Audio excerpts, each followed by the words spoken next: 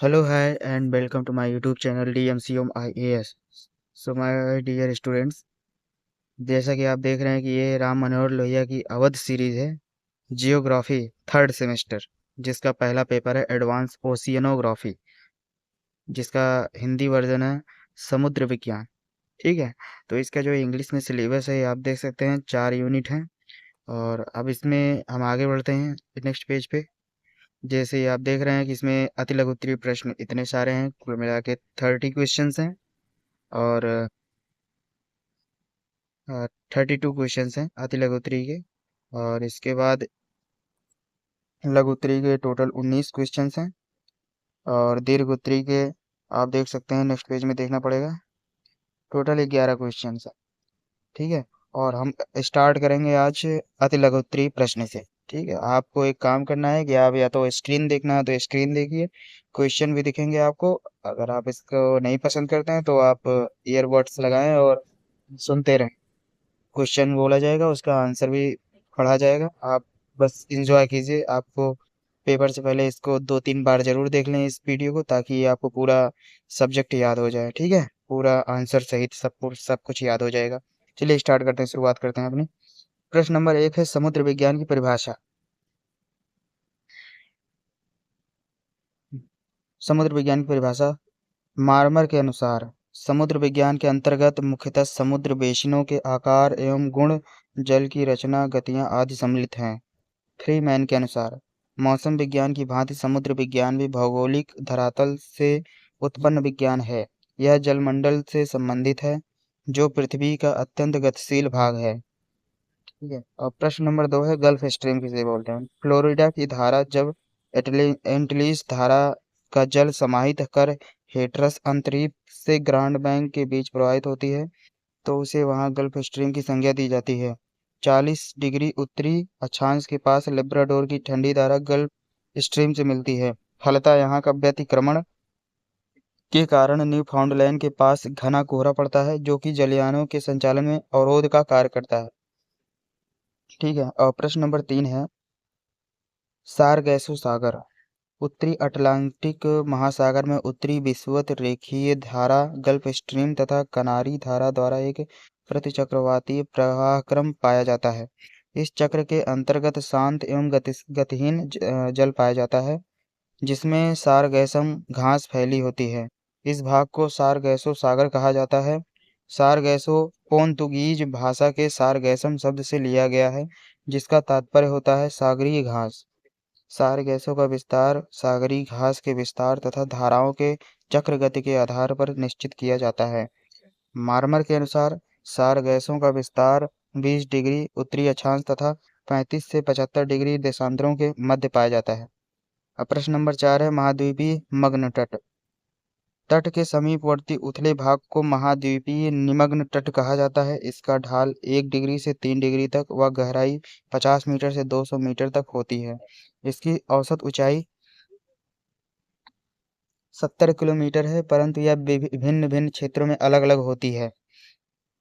आर्थिक रूप से ये क्षेत्र महत्वपूर्ण होते हैं। ये खनिज संसाधनों, पेट्रोलियम व गैस तथा मत्स्यन के लिए इनका अत्यधिक महत्व है। महाद्वीपीय मग्न तट सागरीय भाग के कुल 7.5% क्षेत्रफल विस्तृत है। प्रश्न नंबर 5 है विशिष्ट आर्थिक मंडल। विशिष्ट आर्थिक मंडल आधार रेखा से सागर की ओर 200 नॉटिकल मील तक की दूरी वाले भाग को विशिष्ट आर्थिक मंडल कहते हैं। इस मंडल के अंतर्गत सागर की तली, उस पर निक्षेपित पदार्थों में स्थित खनिज संपदा, सागरीय जलशक्ति तथा सागरीय जीवों के सर्वेक्षण, विदोहन, संरक्षण तथा प्रबंधन के लिए तटवर्ती देश को पूर्ण अधिकार प्राप्त होता है। प्रश्न नंबर 6 है हमारा समुद्री निक्षेप। महासागरीय समुद्री निक्षेप महासागरीय नितल पर अवसादों के जमाव को महासागरीय निक्षेप कहते हैं। इस विषय के अंतर्गत केवल उन निक्षेपों का अध्ययन होता है जो असंगठित अवसादों के रूप में होते हैं। प्रश्न नंबर 7 है ज्वार भाटा। सूर्य तथा चंद्रमा की आकर्षण शक्तियों के कारण सागरीय जल के ऊपर उठने तथा गिरने को ज्वार भाटा कहा जाता है। इससे उत्पन्न तरंगों को ज्वारीय तरंग कहते हैं। सागरीय जल के ऊपर उठकर आगे या तट की ओर बढ़ने को ज्वार तथा उस समय निर्मित उच्च जल तल को उच्च ज्वार तथा सागरी तल के नीचे गिरकर सागर की ओर लौटने या पीछे लौटने को भाटा तथा उससे निर्मित निम्न जल को निम्न ज्वार कहते हैं। ला नीना, यह एक प्रतिसागरीय धारा है। इसका आविर्भाव पश्चिमी प्रशांत महासागर में उस समय होता है जबकि पूर्वी प्रशांत महासागर में एल नीनो का प्रभाव समाप्त हो जाता है। ला नीना स्पेनिश भाषा का शब्द है जिसका अर्थ है छोटी बच्ची। चूंकि इसका प्रभाव एल नीनो के विपरीत होता है, इसलिए इसे प्रति एल नीनो भी कहा जाता है। इससे सूखे की स्थिति समाप्त हो जाती है तथा आर्द्र मौसम को जन्म देती है। ला नीना परिघटना से कई बार दुनिया भर में बाढ़ की सामान्य वजह बन जाती है। ठीक है। अब प्रश्न नंबर 9 है, प्रवाल वलय या एटॉल किसे कहते हैं? स्थल से दूर तथा गहरे सागरों में अनूठी या घोड़े की नाल के आकार की प्रवाल भित्ति को प्रवाल वलय कहते हैं। प्रायः इसका निर्माण किसी द्वीप के चारों ओर होता है। यह छिछले लैगून को पूर्णतः अथवा अंशतः घेरे रहती है। लैगून की गहराई 80 से 150 मीटर तक होती है। अनेक जलमार्ग लैगून का संपर्क खुले समुद्र से कराते हैं। प्रवाल वलय प्रशांत तथा महासागर में सबसे अधिक पाए जाते हैं।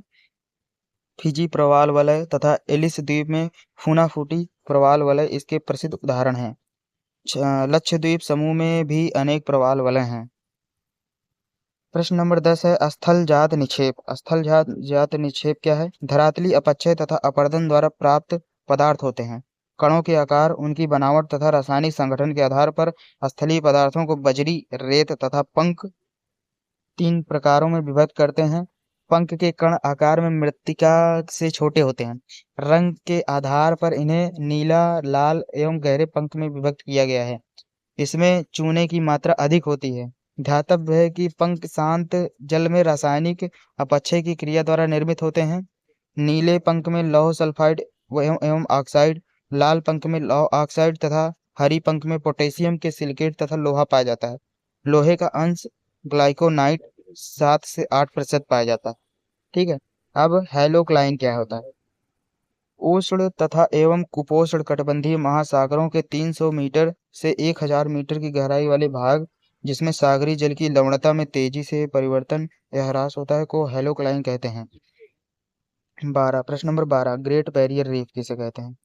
यह क्वींसलैंड ऑस्ट्रेलिया के उत्तरी पूर्वी तट के समानांतर बनी हुई विश्व की यह सबसे बड़ी मूंगे की दीवार है।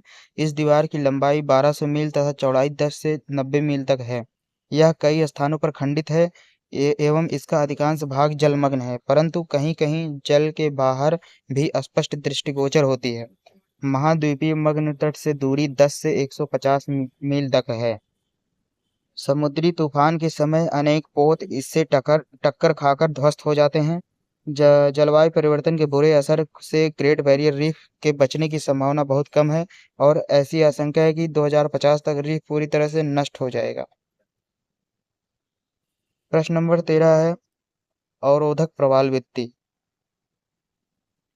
सागरीय तट से कुछ दूर किंतु उसके समानांतर स्थित बृहदाकार प्रवाल भित्ति को अवरोधक प्रवाल भित्ति कहा जाता है। ये सभी प्रकार की भित्तियों से लंबी, विस्तृत, चौड़ी तथा ऊंची होती है। इनका ढाल 45 डिग्री तक होता है, परंतु कुछ का ढाल 15 से 25 डिग्री तक ही होता है।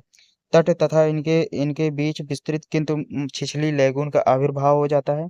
अवरोधक भित्तियां लगातार अविच्छिन्न रूप में ही नहीं मिलती हैं, वरन स्थान स्थान पर ये टूटी होती हैं, जिस कारण लैगून का संबंध खुले सागर से बना रहता है। इन अंतरालों को ज्वारीय प्रवेश मार्ग कहते हैं, जिनसे होकर जलयान भी आ जाते हैं। इन भित्तियों का आधार अधिक गहराई में मिलता है। कभी-कभी तो आधार इतना गहरा होता है कि यह प्रवाल विकास की सीमा 300 फीट से अधिक हो जाती है। यह गहराई अवरोधक प्रवाल भित्तियों के सामने एक विकट समस्या पैदा कर देती है। इनके समाधान के विषय में बताया जाता है कि अवरोधक प्रवाल भित्तियों के बन जाने के बाद उनके आधार में अवतलन हुआ होगा। अब है रेडियोलेरियन ऊज।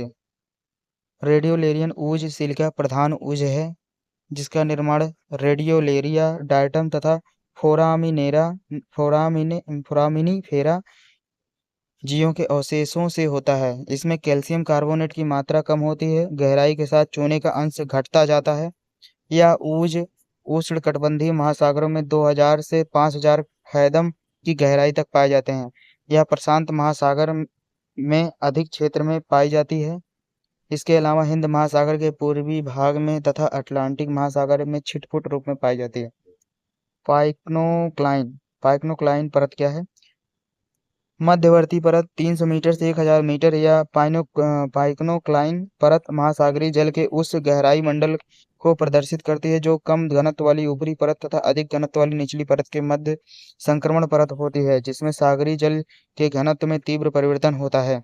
इस परत का विस्तार 300 से 1000 मीटर तक होता है। थर्मोक्लाइन, पाइक्नोक्लाइन तथा हैलोक्लाइन लगभग एक ही गर्भ गहराई मंडल 300 से 1000 मीटर में अवस्थित होती है। प्रश्न नंबर 16, विश्व के प्रमुख मत्स्य उत्पादक आखेट क्षेत्र। महाद्वीपीय मग्न तटों के छिछले जल में तथा उत्तरी गोलार्ध के जलमग्न तटों पर संसार के महत्वपूर्ण मत्स्य आखेट क्षेत्र केंद्रित हैं। वे क्षेत्र मछलियों के आहार के लिए उद्भिज प्लवकों की आपूर्ति पर्याप्त मात्रा में करते हैं। मत्स्य आखेट के 5 मुख्य व्यावसायिक क्षेत्र हैं, जैसे उत्तरी अमेरिका का निकटवर्ती सागर जल, उत्तरी पश्चिमी यूरोप का सागर जल, दक्षिणी अमेरिका का सागर जल, पूर्वी भारतीय सागर जल, पूर्वी एशियाई सागर जल। ठीक है। अब आते हैं प्लैंकटन। ठीक है। वे प्लैंकटन को प्लवक भी कहते हैं हिंदी में। वे सभी प्राणी या वनस्पति जो जल में तरंगों या जलधारा द्वारा प्रवाहित होते रहते हैं, प्लैंकटन या प्लवक प्लवन करने वाले कहलाते हैं। प्लैंकटनों में गति के लिए चलन अंग बहुत कम विकसित होते हैं या उनका अपूर्ण अभाव होता है। जल में गोता लगाने या ऊपर उठने की क्षमता उनमें अवश्य विद्यमान होती है, परंतु जलधारा की विपरीत गति करने की क्षमता नहीं होती है। प्लैंकटन सूक्ष्मदर्शी से देखे जाने वाले से लेकर बड़े-बड़े जेलीफिश के आकार तक होते हैं। प्लैंकटन का शरीर न्यूनाधिक पारदर्शी होता है। ये प्रायः रंगहीन या पीत बैंगनी या गुलाबी होते हैं। उनमें अपारदर्शी अस्थि संरचनाओं का पूर्ण अभाव होता है। प्रश्न नंबर 18 है जब एक दिन में मिश्रित ज्वार। प्रश्न नंबर 18 है मिश्रित ज्वार। जब एक दिन में आसमान ऊंचाई वाले दो उच्च ज्वार उत्पन्न होते हैं तब उन्हें मिश्रित ज्वार कहा जाता है। इनके आने के समय में भी असमानता पाई जाती है। ऐसी स्थिति चंद्रमा के भूमध्य रेखा के ऊपर आने के समय होती है। कभी कभी चंद्रमा के अधिकतम दिक्पात के उपरांत दिन में केवल एक ही उच्च ज्वार उत्पन्न होता है। मैक्सिको की खाड़ी, दक्षिणी चीन सागर, श्याम की खाड़ी, टानकिंग की खाड़ी, बोर्नियो तथा जावा सागर, बेरिंग सागर तथा ओखोटस्क सागर आदि में ऐसे ज्वारों की प्रधानता होती है। ज्ञातव्य है कि इन समुद्रों में दैनिक ज्वार की प्रमुखता वाले मिश्रित ज्वार प्रायः उत्पन्न होते हैं। प्रशांत महासागर के तटवर्ती सागरों में अर्ध दैनिक ज्वारों की प्रधानता वाले मिश्रित ज्वार उत्पन्न होते हैं। हिंद महासागर में मध्यम ऊंचाई वाले मिश्रित ज्वार देखे जाते हैं। अब है प्रश्न नंबर 19, लघु ज्वार। लघु ज्वार किसे कहते हैं? जैसे लघु ज्वार में भी दीर्घ ज्वार की भांति सूर्य, चंद्रमा तथा पृथ्वी का सहयोग रहता है, जो कि अग्रांकित है। अमावस्या तथा पूर्णिमा के अतिरिक्त अन्य तिथियों को सूर्य, पृथ्वी तथा चंद्रमा की सापेक्ष स्थितियों में अंतर आ जाने के कारण वे एक सीध में नहीं होते। इसके फलस्वरूप ज्वारों की ऊंचाइयों में कमी होने लगती है।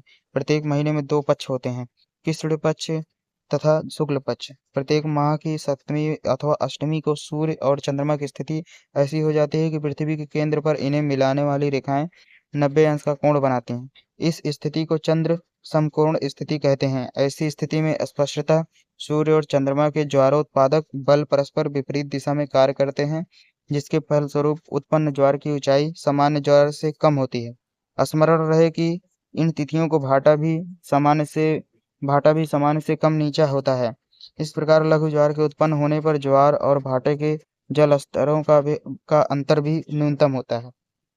प्रश्न नंबर 20 है डेल्टा किसे कहते हैं? नदी मुख, भूमि या डेल्टा नदी के मुहाने पर उसके द्वारा बहाकर लाए गए अवसादों के निक्षेपण से बनी त्रिभुजाकार आकृति होती है। डेल्टा के नामकरणकर्ता हेरोडोटस को माना जाता है। विश्व के प्रमुख डेल्टा निम्नवत हैं: सुंदरवन का डेल्टा, चापाकार डेल्टा, पंजाकार डेल्टा, ज्वारनदमुख डेल्टा, रुंडित डेल्टा, परित्यक्त डेल्टा। प्रश्न नंबर 21 है महासागरीय गर्त। महासागरीय गर्त महासागरों के सबसे गहरे भाग होते हैं। जो महासागरीय नितल के 7% भाग पर फैला होता है। इनके ढाल खड़े होते हैं। इनकी स्थिति प्राय तट के पर सहारे पर्वतीय मेखलाओं के समान मिलती है। विश्व की सबसे गहरी गर्त मेरियाना गर्त है। प्रश्न नंबर 22, महाद्वीपीय मग्न ढाल। जलमग्न तट तथा गहरे सागरीय मैदान के बीच तीव्र ढाल वाले मंडल को मग्न ढाल कहा जाता है, जिसका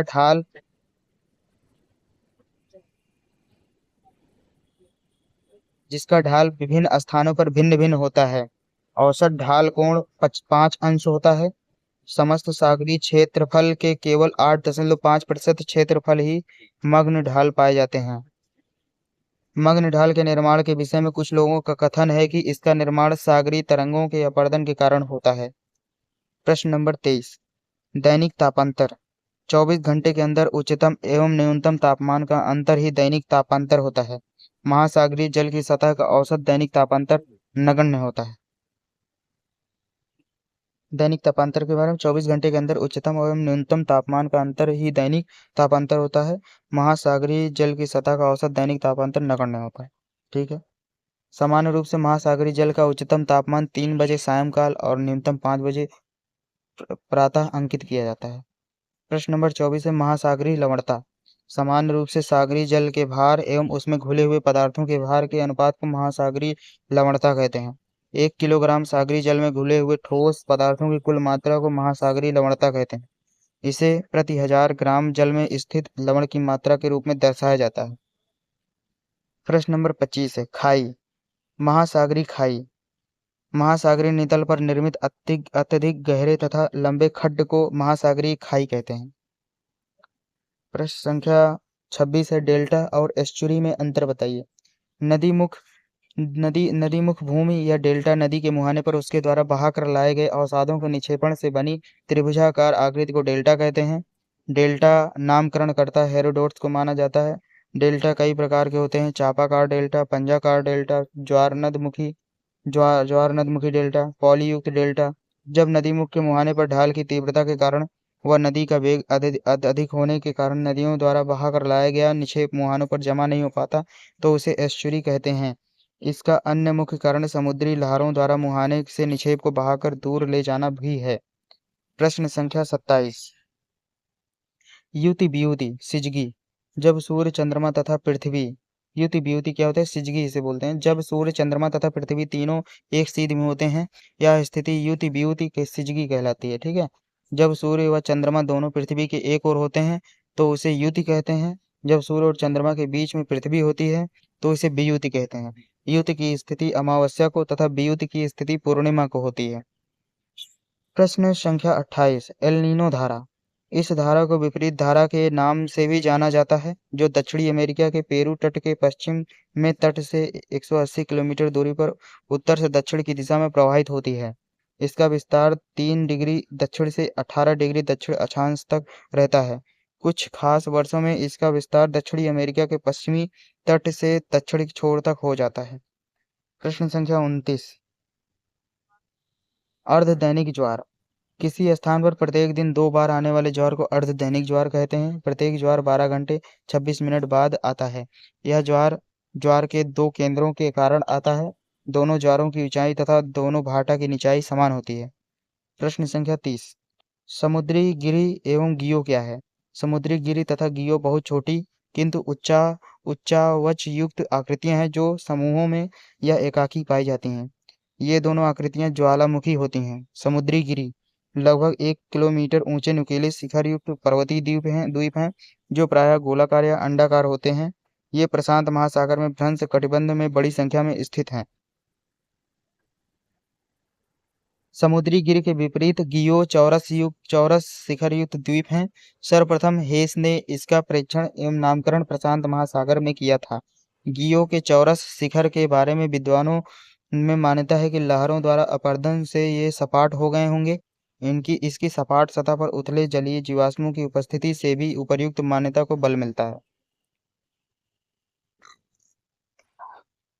प्रश्न संख्या है 31, प्रमुख गर्म जलधाराओं के नाम। जिन जलधाराओं की उत्पत्ति उष्णकटिबंधीय अथवा गर्म क्षेत्रों से होती है और शीतकटिबंधीय क्षेत्रों की ओर प्रवाहित होती है एवं उनके प्रवाहित जल का तापमान अधिक होता है, गर्म जलधारा कहलाता है। प्रमुख गर्म जलधाराएं निम्नलिखित हैं, जैसे अटलांटिक महासागर की गर्म जलधारा, उत्तरी विषुवत रेखीय धारा, दक्षिणी विषुवत रेखीय धारा, गल्फ स्ट्रीम धारा, प्रति विषुवत रेखीय धारा, ब्राजील धारा। इसके बाद है प्रशांत महासागर की जलधारा, गर्म जलधाराएं, उत्तरी विषुवत रेखीय जलधारा, दक्षिण विषुवतीय रेखीय जलधारा, प्रति विषुवत रेखीय जलधारा, क्यूरोसियो धारा, पूर्वी ऑस्ट्रेलिया धारा। इसके बाद है लास्ट क्वेश्चन अति लघु उत्तरी का, 5 ठंडी जलधाराओं के नाम। चलिए देखते हैं। जिन धाराओं का तापमान प्रवाहित होने वाले महासागरीय जल के तापक्रम से कम होता है उन्हें ठंडी जलधाराएं कहते हैं। ठीक है। प्रमुख 5 ठंडी जलधाराएं निम्न है, जैसे कनारी धारा, लेब्राडोर धारा, फॉकलैंड धारा, बेंगुला धारा, क्यूराइल धारा, जिसे प्रशांत महासागर में पाया जाता है। ठीक है। अब आते हैं हम लघु उत्तरीय प्रश्न में। पहला प्रश्न है हमारा, प्रश्न नंबर 1, समुद्र विज्ञान की प्रकृति की विवेचना कीजिए। ठीक है, चलिए पढ़ते हैं सीरियल वाइज। समुद्र विज्ञान की प्रकृति को जानने के लिए समुद्र वैज्ञानिकों ने अपना आभार व्यक्त किया, जो इस प्रकार है। देखते हैं इधर। अकूत संसाधनों का विशाल भंडार तथा हमारी पृथ्वी को सुजला सुफला एवं सस्य श्यामला बनाने वाला महासागर वास्तव में अपार जलराशि की एक चादर है, जिससे इस ग्रह का लगभग 71% भाग आच्छादित है। जल की इस विस्तृत राशि को विश्व महासागर कहना अधिक उपयुक्त होगा। यदि गहरी महासागरीय द्रोणियों के साथ सभी उथले समुद्रों को भी सम्मिलित कर लिया जाए तो इस विश्व महासागर की औसत गहराई 3800 मीटर होगी। भूतल पर विभिन्न महाद्वीपों की स्थिति विशेष के कारण इस महासागर को अनेक भागों में विभक्त कर उन्हें अलग अलग नामों से जाना जाता है। इनमें प्रशांत महासागर, अटलांटिक महासागर, हिंद महासागर तथा आर्कटिक महासागर सम्मिलित है। इनमें से प्रथम 3 महासागरों की औसत गहराई लगभग 4000 मीटर है। महासागर जलमंडल का सर्वाधिक महत्वपूर्ण एवं विस्तृत घटक है, क्योंकि इस मंडल की कुल मुक्त जलराशि का 97% भाग इसकी विभिन्न बेसिनों में पाया जाता है। वायुमंडल, स्थल मंडल तथा जीवमंडल के समान जलमंडल भी पृथ्वी का एक अविभाज्य अंग है और इनमें से प्रत्येक एक दूसरे के से अंतरक्रिया करता है। महासागर और वायुमंडल का अंतर संबंध अत्यंत महत्वपूर्ण है एवं जटिल है। ये दोनों जिस तल पर मिलते हैं उसे अंतरापृष्ठ कहा जाता है। इस तल के आर पार अबाध गति से निरंतर चलने वाले द्रव्यमान एवं ऊर्जा के विनिमय से ही पर्यावरण की विभिन्न प्रक्रियाओं का संचालन होता है। वस्तुतः वायुमंडल तथा महासागरों की सतह के मध्य होने वाले विभिन्न प्रकार के आदान प्रदान से ही समुद्री वनस्पतियों तथा जीवों का अस्तित्व संभव हो सका है। महासागरीय धाराओं की उत्पत्ति, तापमान, लवणता, अंतःसागरीय परिसंचरण तथा अन्य सागरीय प्रक्रमों पर वायुमंडल दशाओं का गहरा प्रभाव पड़ता है। स्वयं वायुमंडल को भी महासागरों की सतह से होने वाले वाष्पन क्रिया द्वारा जलवाष्प की निरंतर आपूर्ति होती रहती है। इसी जलवाष्प के संघनन से अनेक वायुमंडलीय घटनाओं का विकास होता है। इसके अतिरिक्त इसी अंतरापृष्ठ के ठीक नीचे छिछले सागरों के जल में सर्वप्रथम जीवों की उत्पत्ति एवं विकास हुआ है। इस प्रकार स्पष्ट है कि महासागर हमारे भौतिक पर्यावरण के सर्वाधिक उपयोगी एवं महत्वपूर्ण अंग हैं। इसलिए समुद्र विज्ञान भौतिक भूगोल की एक महत्वपूर्ण शाखा है, जिसका एक स्वतंत्र विज्ञान के रूप में निरंतर विकास हो रहा है। प्रश्न नंबर 2 है, महासागरीय नितल के उच्चावचनों का वर्णन कीजिए। भूमंडल के लगभग 3/4 भाग पर जलमंडल का विस्तार पाया जाता है।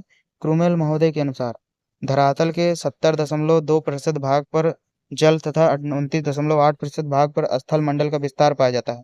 आकार तथा स्थिति की दृष्टि से जलमंडल को महासागर, परावृत्त सागर, लघु परावृत्त सागर तथा खाड़ियों में विभक्त किया जाता है। महासागरों में प्रमुख हैं प्रशांत महासागर, आंध्र महासागर तथा हिंद महासागर। सागरों में आर्कटिक सागर, मलय सागर, मध्य अमेरिका सागर, रोम सागर, बेरिंग सागर, ओखोटस्क सागर, जापान सागर, पूर्वी चीन सागर, अंडमान सागर, कैलिफोर्निया सागर, उत्तरी सागर, इंग्लिश चैनल तथा लाल सागर आदि प्रमुख हैं।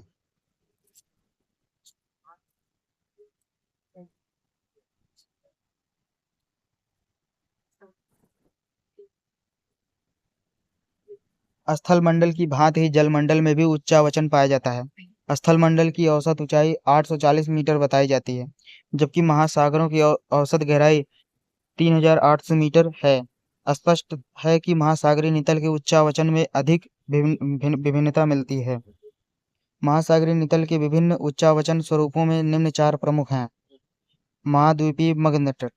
महासागरों में महाद्वीपों का वह किनारे वाला जलमग्न भाग जिसकी औसत ऊंचाई 100 मीटर 100 फैदम तक तथा ढाल 1 डिग्री से 3 डिग्री के मध्य होता है महाद्वीपीय मग्न तट कहलाता है। महाद्वीपीय मग्न तट की चौड़ाई पर किनारे स्थित स्थलीय भाग की संरचना एवं उच्चावच का पूर्ण नियंत्रण होता है। जहाँ पर महासागरीय तटों पर उच्च पर्वतीय भाग होते हैं वहाँ पर मग्न तट की चौड़ाई कम होती है।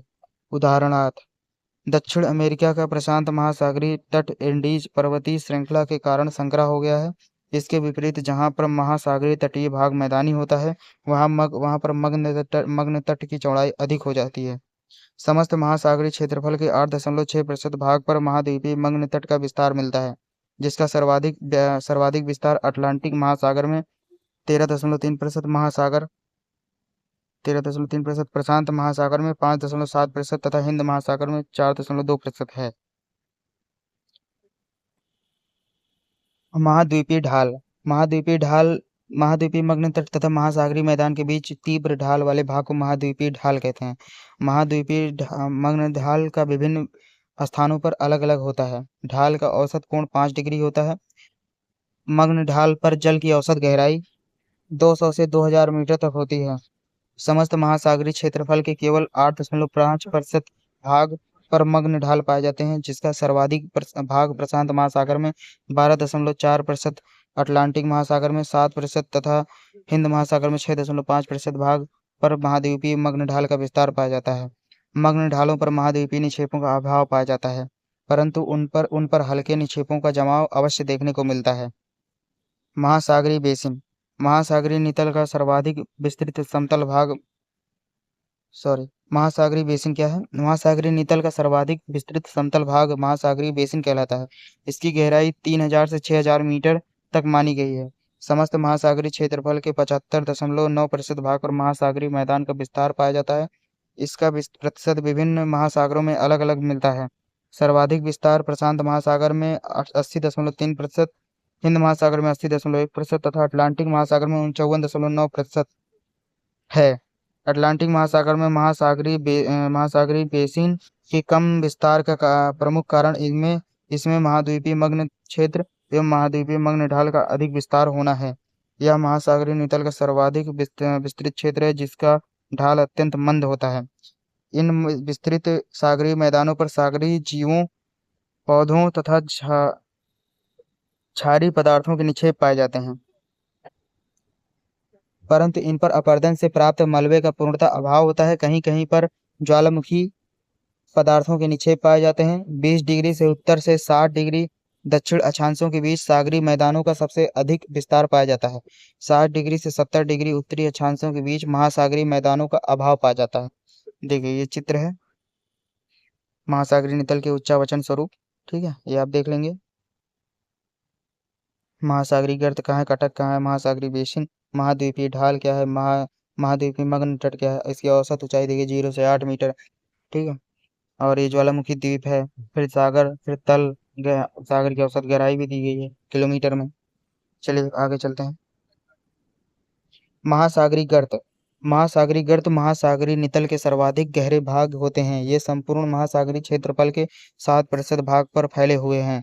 इनकी स्थिति प्रायः सतत तट के सहारे पर्वतीय मेखलाओं के समान मिलती है। द्वीपों के सहारे भी गर्तों की अवस्थिति पाई जाती है। आकार की दृष्टि से महासागरीय गर्तों को निम्न दो भागों में विभाजित किया जा सकता है। कम क्षेत्रफल वाले किंतु अधिक गहरे खड्ड को गर्त कहते हैं। लंबे खड्डे को खाई कहते हैं। ठीक है, अब महासागरों में अब तक कुल 57 गर्तों का पता चलता है जिसमें से 32 प्रशांत महासागर में और 19 अटलांटिक महासागर में तथा 6 हिंद महासागर में स्थित हैं। विश्व का सबसे गहरा गर्त मेरियाना गर्त है, मेरियाना ट्रेंच जिसे बोलते हैं, जो कि प्रशांत महासागर में फिलीपींस के पास स्थित है, जिसकी गहराई 11.02 किलोमीटर है। टोटल 11 किलोमीटर है, समझ लो। प्रश्न नंबर 3 है,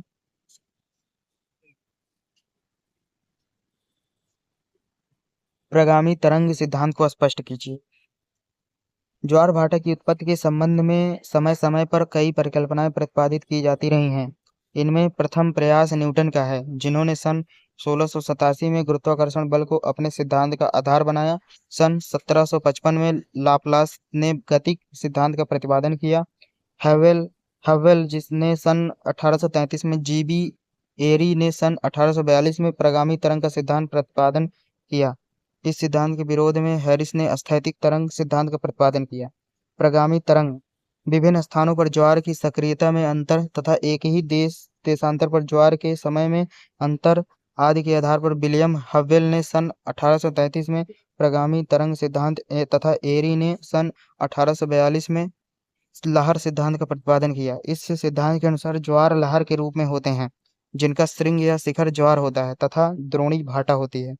ये ज्वारीय तरंगें चंद्रमा से प्रेरित होकर उत्पन्न होती हैं तथा पूर्व से पश्चिम दिशा में भ्रमण करती हैं। इनकी गति तथा लंबाई पर महासागरों की गहराई का सर्वाधिक प्रभाव होता है। यदि पृथ्वी पर सर्वत्र जल ही जल होता तो ये ज्वारीय तरंगें अबाध गति से पूर्व से पश्चिम दिशा में भ्रमण करती हैं, परंतु पृथ्वी पर महाद्वीपों के कारण इनकी भ्रमण दिशा तथा गति में व्यवधान हो जाता है। दक्षिण गोलार्ध में दक्षिण ध्रुव सागर में स्थल के अभाव के कारण चंद्रमा से प्रेरित होकर ज्वारीय तरंगें निर्मित होती हैं। इन तरंगों को प्राथमिक तरंगें कहते हैं, जो चंद्रमा के कारण पूर्व से पश्चिम दिशा की ओर अग्रसर होती हैं। इस समय स्थलखंडों के अवरोध के कारण इनकी स्थिति उत्तर की ओर होती है। इस स्थलीय अवरोध के कारण दूसरी तरंगों का निर्माण होता है, जिन्हें द्वितीयक या गौड़ तरंगें कहते हैं। ये तरंगें भी पूर्व से पश्चिम दिशा की ओर भ्रमण करती हैं। इसी बीच इनसे अन्य गौड़ तरंगें भी बन जाती हैं, जो उत्तर की ओर खिसकती जाती हैं। इस तरह दक्षिण में उत्पन्न होकर ये ज्वारीय तरंगें निरंतर उत्तर की ओर सरकती जाती हैं। यद्यपि इनकी सक्रियता में कमी होती जाती है, परंतु ये सर्वत्र ज्वार उत्पन्न करती हैं। स्मरणीय है कि प्राथमिक तरंगें चंद्रमा से प्रभावित होती हैं, परंतु गौड़ लहरें स्वतंत्र रूप से भ्रमण करती हैं। दक्षिण में उत्पन्न लहर के उत्तर पहुंचने में निरंतर देर होती है, जिस कारण एक ही देशांतर पर स्थित विभिन्न स्थानों पर ज्वार के समय में अंतर होता जाता है। ये ज्वारीय तरंगें उत्तरी ध्रुव के पास पहुंचकर निष्क्रिय हो जाती हैं। जब इन तरंगों का शिखर तट के पास पहुंचता है तो ज्वार आता है। जब तरंग की द्रोणी आती है तो भाटा होता है। इस प्रकार अंध महासागर, ये कौन सा सागर आ गया है, हिंद महासागर तथा अंध महासागर, जो भी है लेकिन पढ़ लेते हैं क्या बताएं, तथा प्रशांत महासागर ज्वार की दृष्टि से दक्षिणी सागर में खाड़ी के समान है। दक्षिण सागर में ज्वारीय तरंगें निर्मित होकर इन महासागरों में निरंतर उत्तर की ओर बढ़ती जाती हैं। इसी कारण इन्हें प्रगामी तरंग कहा जाता है। ज्वार के स्वभाव, समय तथा प्रकार महासागरों की गहराई एवं तट की बनावट के से निर्धारित होते हैं। आलोचना। इस सिद्धांत के आधार पर ज्वार की आयु दक्षिण से उत्तर की ओर बढ़ती जाती है, अर्थात किसी देशांतर पर दक्षिण में जो ज्वार उत्पन्न होता है वह उत्तर में देर से पहुंचता है। परंतु अब तक जो आंकड़े प्राप्त हुए हैं उनके आधार पर यह कहा जा सकता है कि अंध महासागर में हॉर्न अंतरीप से लेकर ग्रीनलैंड तक दीर्घ ज्वार का समय लगभग समान होता है। सामान्य रूप से ज्वार स्थानीय तत्व होते हैं। इनकी उत्पत्ति को दक्षिण सागर में मान लेना तथा पुनः उत्तर की ओर अग्रसर होना न्यायोचित नहीं है। कई महासागरों में एक ही अक्षांश पर दैनिक तथा अर्धदैनिक दोनों प्रकार के ज्वार भाटा देखे गए हैं। ज्वार भाटा की यह विभिन्नता प्रगामीण तरंग सिद्धांत की प्रामाणिकता को संदिग्ध कर देती है। प्रश्न नंबर 4 पढ़ते हैं। महाद्वीपीय मग्न ढाल की व्याख्या कीजिए। महाद्वीपीय मग्न ढाल महासागरों की भूमि अधः स्थल का एक प्रकार का विभाजित अंग होता है, जिसका विवरण अग्रांकित है। महाद्वीपीय मग्न तट के अंतः समुद्री सिरे की समाप्ति पर ढाल तीव्र हो जाता है और वहीं से मग्न ढाल प्रारंभ होता है। वस्तुतः महाद्वीपीय मग्न ढाल महासागरीय नितल के उच्चावच का वह भाग है जो मग्न तट और गहरे समुद्री मैदान के मध्य में पाया जाता है। दूसरे शब्दों में महाद्वीपीय मग्न ढाल से ही महासागरों की गहराई में वृद्धि प्रारंभ हो जाती है। इसके ढलान में मग्न तटों की अपेक्षा अधिक भिन्नता पाई जाती है। आयरलैंड के मग्न ढाल का कोण लगभग 5 डिग्री है, जबकि केप टोरिनाना के निकट यह ढाल 36 डिग्री तक नापा गया है। ऐसा तीव्र ढाल स्थल खंड के ऊपर पर्वतों में पाया जाता है। पर्वतीय तटवर्ती सागरों में महाक्षेपी मग्न ढाल का झुकाव लगभग 3 से 1/2 अंश तथा सपाट तटवर्ती क्षेत्र में लगभग होता है। अधिकांश विद्वानों की राय में महाद्वीपीय मग्न तटों के समुद्री सिरे पर ही महाद्वीपीय चबूतरे का अंत होता है। सेफर्ट की गणना के अनुसार इनका औसत ढाल 4 डिग्री 17 मिनट होता है, जबकि पर्वतीय तटों पर ढाल का कोण 3 डिग्री 30 मिनट पाया जाता है। इन ढालों की सबसे बड़ी विशेषता यह है कि इनका विस्तार 3600 मीटर से 9100 मीटर की गहराई तक होता है। सेफर्ड ने 500 परिच्छेदिकाओं के परीक्षण के उपरांत यह निष्कर्ष निकाला कि मग्न ढालों का झुकाव तटों की प्रकृति के अनुरूप भिन्न भिन्न होता है। ज्वालामुखी शंकुओं के जलमग्न ढाल 50 डिग्री तक पाए गए हैं। उसी प्रकार जहां कहीं मग्न ढालों पर अत्यंत सागरीय खड्ड होते हैं, उनके किनारे खड़े और अत्यधिक कटे फटे रहते हैं। एरिजोना के ग्रैंड कैनियन के उच्चावच से इन अंतः सागरीय खड्डों की तुलना की जा सकती है। मग्न ढालों के पर कॉप का निक्षेप बहुत कम मात्रा में पाया जाता है, जिसका कारण इनके ढलान की तीव्रता है। दूसरा कारण यह भी है कि महाद्वीपों से दूरी बढ़ने के साथ ही स्थलीय मलबे की आपूर्ति में काफी कमी हो जाती है। अंतःसागरीय गंभीर खड्डों में अविल धाराओं के द्वारा तलछट बहाकर दूर कर दिए जाते हैं। प्रकाश की कमी और पोषक पदार्थों के अभाव में यहाँ वनस्पतियों तथा समुद्री जीवों की मात्रा काफी कम होती है। महासागरों के कुल क्षेत्रफल के 8.5% भाग पर मग्न ढाल पाए जाते हैं, किंतु विभिन्न महासागरों में इनका प्रतिशत अलग अलग है। मग्न ढालों के उच्चावच की महत्वपूर्ण विशेषताएं यहाँ पाए जाने वाले कैनियन तथा गहरी खाइयां हैं, जिनकी उत्पत्ति अत्यधिक विवादास्पद है। तीव्र ढाल वाले कगार की तरह महाद्वीपीय मग्न ढाल पर अनेक प्रकार का संरचनात्मक नियंत्रण होता है। कुछ मग्न ढाल निश्चित रूप से भ्रंश कगार हैं। अन्य मग्न ढाल शैल भित्ति के पादमलवा मात्र हैं। कुछ ऐसे भी मग्न ढाल पाए जाते हैं जिनका निर्माण उन कटकों से हुआ है जिनके पृष्ठभाग में मग्न तटों के तल छटों का ढेर एकत्रित हो गया है, अथवा जो स्वयं कांप के ढेर के नीचे दब गए हैं। सेफर्ड के अनुसार उपर्युक्त कटक या बांध होस्ट झुके हुए भ्रंश खंड प्रवाल भित्ति ज्वालामुखी डाइक या भित्ति लवण गुंबद अथवा अपनीतियों द्वारा निर्मित होते हैं। कुछ विद्वानों के अनुसार मग्न ढालों का निर्माण ऐसे प्राचीन स्थल खंडों के निम्नावलन से हुआ है जो पहले समतल प्राय मैदान थे। उत्तरी अमेरिका के अटलांटिक तट की ओर पाए जाने वाले मग्न तट कदाचित अपलेशिया नामक प्राचीन भूखंड के ही किनारे हैं। सेफर्ड ने मग्न ढालों की उत्पत्ति की अनेक संभावनाओं को स्वीकार करते हुए पटल विरूपण द्वारा उनकी उत्पत्ति पर विशेष बल दिया है। मग्न ढाल अटलांटिक महासागर में 12.4%, प्रशांत महासागर में 7% तथा हिंद महासागर में 6.5% भाग पर पाए जाते हैं। मग्न ढालों पर मग्न तटों की अपेक्षा सागरीय निक्षेप का अभाव पाया जाता है,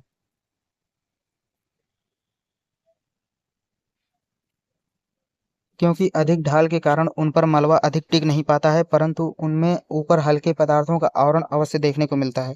मग्न ढाल के निर्माण के विषय में कुछ लोगों का कहना है कि इनकी उत्पत्ति सागरीय लहरों द्वारा अपरदन के कारण होती है, जबकि अन्य लोगों के अनुसार इनका निर्माण विवर्तनिक कारणों से होता है। भ्रंशन के समय मग्न ढालों के ऊपर कुछ गहरी खाइयां तथा कंदराएं भी निर्मित हो जाती हैं। कुछ लोगों के अनुसार मग्न ढाल का निर्माण मग्न तट के मुड़ने तथा इन पर आगे चलकर मलबा के निक्षेप के कारण होता है, परंतु और मतों की तुलना में यह मत तथ्यहीन लगता है।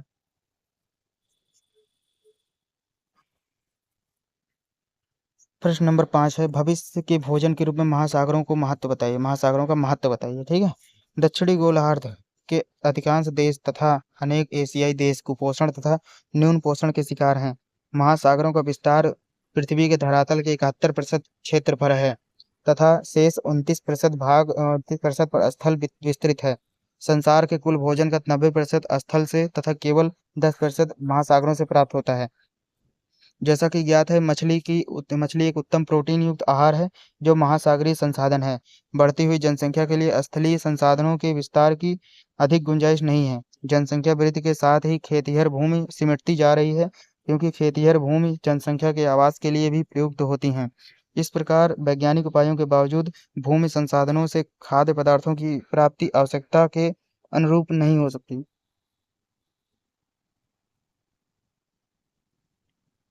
ऐसी स्थिति में महासागरीय संसाधनों के विस्तार की आवश्यकता है।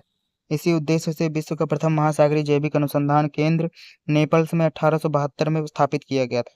तत्पश्चात प्लाईमाउथ में 1884 में एक्वेरियम की स्थापना की गई। 20वीं शताब्दी के आरंभ में यूरोप व उत्तरी अमेरिका के अनेक देशों तथा जापान में खाद्य संसाधनों के विकास हेतु सागरीय पर्यावरण के विकास पर विशेष बल दिया गया तथा अनेक वैज्ञानिक व अनुसंधान इकाइयां व तथा संस्थाएं स्थापित की गईं।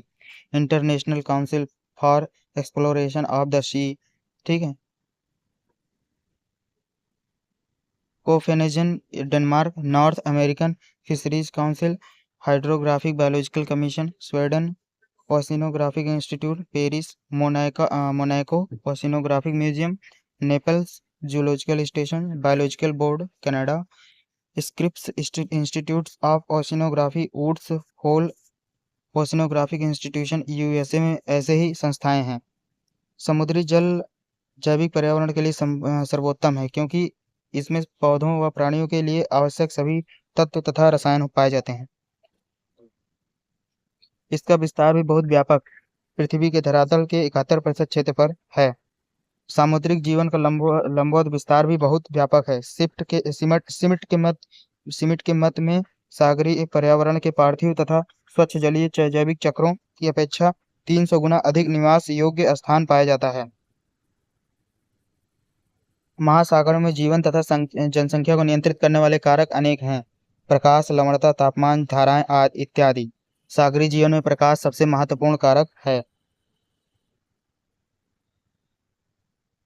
यह जीवों के उपापचय को प्रभावित करता है, साथ ही पादपों की प्रकाश संश्लेषण क्रिया के लिए ऊर्जा का स्रोत भी है। प्रकाश की मात्रा से ही जैविक संपदा का निर्माण होता है। विभिन्न गहराई कटिबंधों में प्रकाश की मात्रा से ही सागरीय प्राणियों का रंग भी निर्धारित होता है। सागरीय तापमानों के प्रसार 30 डिग्री सेल्सियस से 42 डिग्री सेल्सियस से सागरीय प्राणी कटिबंध निर्धारित होते हैं। ठंडे सागरों में गर्म सागरों की अपेक्षा अधिक बड़े आकार के प्राणी पनपते हैं। सागरीय धाराओं का भी समुद्र जीवन पर प्रभाव पड़ता है। यही नहीं, धाराओं के कारण ही सागरीय जीव एक भाग से दूसरे भाग में स्थानांतरित होते हैं। ठीक है। मत्स्योत्पादन मत्स्य व्यवसाय मनुष्य के प्राथमिक व्यवसायों में से एक है, जो विश्व में अनेक आदिम जीविका निर्वाहक वाणिज्यिक स्तरों पर प्रचलित है। आज भी अनेक आदिम जातियां छोटी नावों, जाल तथा पुराने उपकरणों से निर्वाहक स्तर पर मछलियां पकड़ती हैं। तटीय मछुआरों और द्वीपों पर रहने वाले लोगों के लिए निर्वाहक स्तर पर मछली प्राप्ति उनके लिए पर्याप्त भोजन प्रदान करती है, किंतु विश्व की अधिकांश मछलियां वाणिज्यिक स्तर पर प्राप्त की जाती हैं। जिन देशों में भूमि संसाधनों की कमी है, जैसे कि जापान, वहाँ खाद्य पूर्ति के लिए मछली व्यवसाय वाणिज्यिक स्तर पर प्रचलित है। मछली पकड़ने का कार्य तटीय, छिछले जलों तथा गहरे समुद्रों में दोनों प्रकार से किया जाता है। उष्णकटिबंधीय जलों में विविध प्रकार की खाद्य मछली पकड़ी जाती है, जैसे कि कैरेबियन क्षेत्र में ही mullet, red snapper, sea trout, sea head, Spanish mackerel, flounder, redfish, turtle आदि मुख्य हैं। अनेक प्रकार की कवची मछलियां भी खाने के काम आती हैं, जैसे ऑयस्टर, लॉबस्टर, क्लैम, फ्रेप्स, श्रिम्प आदि। मध्य अक्षांशीय छिछले जलों में उपर्युक्त मछलियां अधिक प्राप्त की जाती हैं। ठंडे जलों में कॉड, प्लेस, हैडॉक, हैरिंग, सर्डाइन, एकोबी, पिल्काई आदि प्रमुख हैं। मछलियों का प्रयोग केवल खाद्य उपयोग के लिए ही नहीं, अपितु अन्य उपयोगों के लिए भी होता है। उदाहरण के लिए स्पंज मछली, जिसका मुख्य क्षेत्र 19 डिग्री से 30 डिग्री उत्तरी अक्षांशों तथा 75 से 85 डिग्री पश्चिमी देशांतर के मध्य है। बहामा तट, फ्लोरिडा तट, क्यूबा आदि में पकड़ी जाती हैं। ऑयस्टर या मुलेस से अधिक अनेक प्रकार की सुक्ता मछलियां पकड़ी जाती हैं।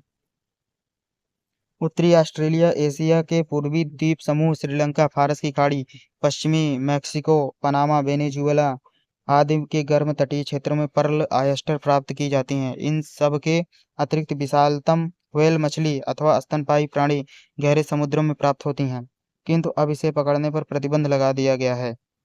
19वीं शताब्दी में न्यू इंग्लैंड में व्हेल पकड़ने का व्यवसाय उन्नत था। इसका उपयोग तेल बनाने के लिए किया जाता था। 20वीं शताब्दी में अंटार्कटिक महासागर से व्हेल पकड़ने का कार्य विकसित हुआ। नॉर्वे, ब्रिटेन, जापान, रूस आदि देश अग्रणी व्हेल उत्पादक हैं। व्हेल का उपयोग मांस, भोजन, उर्वरक, तेल आदि अनेक कार्यों में होता है। सील तथा वालरस भी प्रमुख स्तनपायी जीव हैं। मत्स्योत्पादन में जापान तथा रूस सब बहुत आगे निकल गए हैं। संयुक्त राज्य का उत्पादन स्थिर प्राय हो गया है। ये सभी देश अपने उपभोग के अलावा व्यापार के लिए भी मछली पकड़ते हैं। उन्होंने मछली उत्पादन बढ़ाने के लिए उन्नत प्रौद्योगिकी का विकास किया है।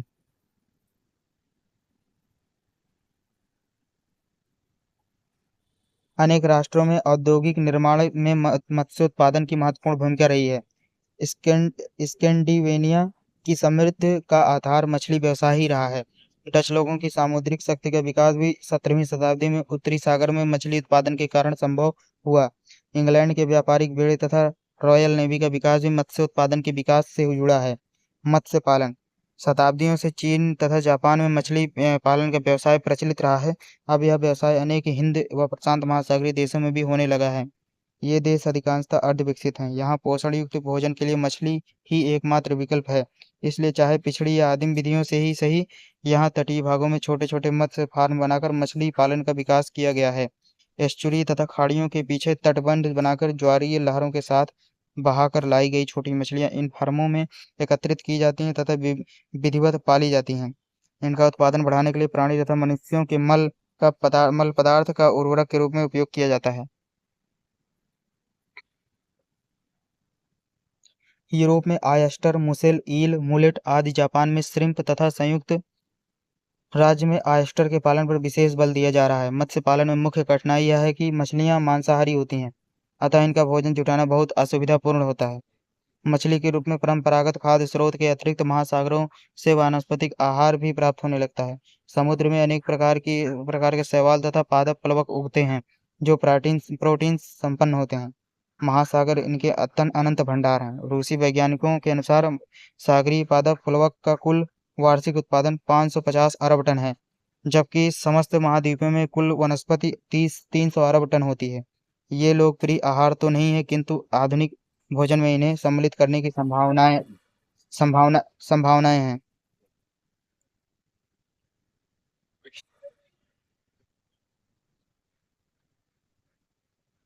प्रश्न संख्या 6, महासागरीय भूजैव रसायन चक्र की व्याख्या कीजिए।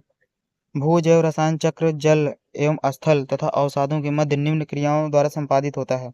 पृथ्वी के वायुमंडल, महासागरों एवं अवसादों से होकर रासायनिक तत्वों के चक्रण को जैव भू रसायन चक्र कहा जाता है। बार्टकिन तथा केलर के अनुसार जैव भू रसायन चक्र बृहत स्तरीय चक्र होते हैं, जिनके द्वारा अजैव तत्वों का जैविक प्रावस्था से होकर गमन होता है तथा अंत में ये तत्व पुनः अजैविक दशा में वापस आ जाते हैं। अर्थात अजैविक या रासायनिक तत्वों को पौधे अपनी जड़ों द्वारा ग्रहण करते हैं तथा उन्हें जैविक तत्वों में परिवर्तित कर देते हैं। ये जैविक तत्व जो पहले रासायनिक तत्व थे, आहार श्रृंखला के माध्यम से विभिन्न जीवों में स्थानांतरित होते हैं। इन जीवों, पौधों व जंतुओं के मृत हो जाने पर जैविक तत्व पुनः रासायनिक तत्व में बदल जाते हैं। लेखक ने जैव भू रसायन चक्र की सरल परिभाषा निम्न रूप में प्रस्तुत की है। अजैविक तत्वों या रासायनिक तत्वों के जैविक प्रावस्था में परिवर्तन तथा इन जैविक तत्वों के अजैविक रूप में पुनरागमन के प्रारूप को जैव भू रसायन चक्र कहते हैं।